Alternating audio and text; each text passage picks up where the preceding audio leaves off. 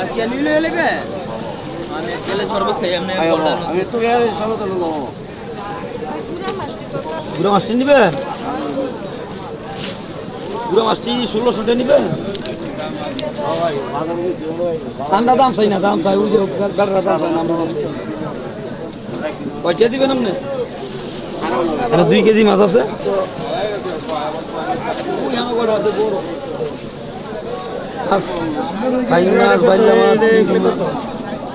টাটকা মাছ চিন্তা নিবে এর দাম চাই 4000 টাকা ভাই 4000